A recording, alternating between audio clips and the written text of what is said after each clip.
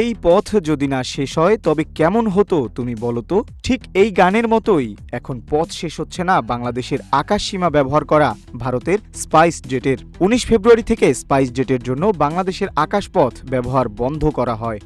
আর এতেই ঘটে বিপত্তি। যে পথ আগে অল্প সময়ে পৌঁছানো যেত, এখন সেই গন্তব্যে পৌঁছাতে পাড়ি দিতে হচ্ছে দীর্ঘ পথ।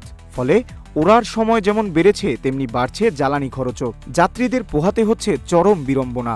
ভারতের জনপ্রিয় এয়ারলাইন্স স্পাইস জেটের ওপর কড়া পদক্ষেপ নিয়েছে বাংলাদেশ।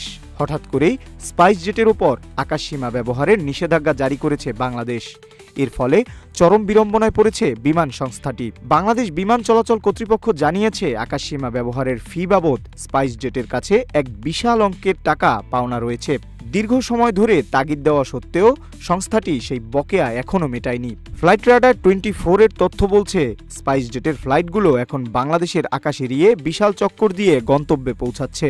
বিশেষ করে কলকাতা থেকে যারা উত্তর পূর্ব ভারতের গুয়াহাটি বা ইম্ফল যাচ্ছেন, তাদের অবস্থা অত্যন্ত শোচনীয়। বিষয়টি নিয়ে স্পাইস জেট কর্তৃপক্ষ বিবৃতিতে জানায়, আলোচনা চলছে এবং এটি একটি নিয়মিত ব্যবসায়িক প্রক্রিয়া। তাদের দাবি, বিমান পরিষেবা সম্পূর্ণ সচল রয়েছে এবং কোনো ফ্লাইট বাতিল হয়নি।